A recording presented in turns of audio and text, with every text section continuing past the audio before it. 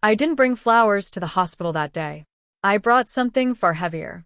The sterile scent of antiseptic filled the air, mingling faintly with the sweetness of bouquets at other patients' beds. But not at hers. She looked up at me, expecting the usual: roses, a heartfelt card, some tender gesture to show love and care after her accident. Instead, I held a small, weighty box, carefully wrapped, carrying the burden of every secret she thought she had buried forever. For years, I believed our marriage was unshakable. We had built a life together since college, starting from scratch. I worked long hours, gave up weekends, sacrificed nights, all to provide comfort and stability for her. She had always been my refuge, the one person I thought would never betray me. But behind her gentle smile and tender touch, a storm was brewing, one I never anticipated. It started subtly: late-night messages, unexplained nights out with friends, flimsy excuses that never quite made sense. At first, I convinced myself I was imagining things, that I was just overworked, insecure, or paranoid. Yet, deep down, a persistent unease gnawed at me. I began paying closer attention, noticing small details, quietly observing. Piece by piece, the truth emerged. My wife was cheating, not a one-time mistake, but an ongoing affair. And the man? Someone we both knew, a so-called family friend. Screenshots, messages, photos, hotel receipts, they all told the same story. It wasn't innocent. My heart shattered the night I read messages where she gushed about the freedom she felt with him while I toiled at work, funding the life she openly flaunted. The night of her accident clarified everything. She claimed she had been at a friend's dinner, but the reality was far darker. She had been with him, and on her way home, she crashed her car. Thankfully, she survived, though the hospital stay would stretch for weeks. That was my moment. She expected comfort, affection, and forgiveness. What she received instead was the truth.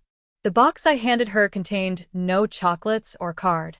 Inside was a meticulously assembled photo album, each page a record of her deception. Screenshots of texts, candid photos of her with him, receipts, even images obtained through a private investigator. Every lie was laid bare in black and white, waiting for her to confront while lying in that sterile hospital bed. Her face paled as she opened it, hands shaking, eyes darting toward mine, silently pleading for mercy, for an explanation. But I offered none. "You wanted honesty," I said quietly, my voice calm despite the fury inside. "Here it is. This is your gift. No roses, no forgiveness, just the truth." She crumpled, sobbing uncontrollably, clutching the album as if it could save her. Nurses peeked in, but I waved them away. This was between us. She couldn't lie her way out, couldn't escape. She was trapped in the reality she had created. Before leaving, I placed divorce papers on the side table. "Sign when you're ready," I said. "Because when you leave here, there won't be a home waiting. Not with me." Walking away was the hardest thing I've ever done. She had been my everything for 2 decades.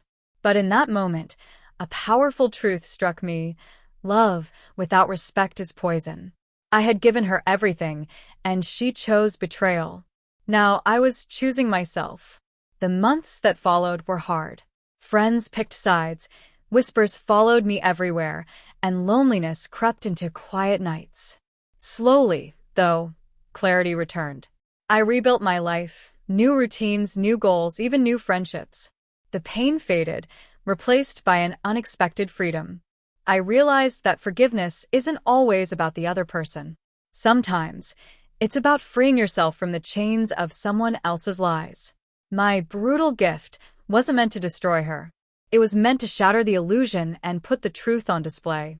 That hospital room became the place where one chapter ended and another began.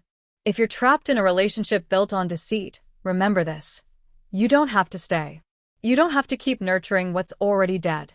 Sometimes the most devastating gift you can give a betrayer is the truth and the courage to walk away.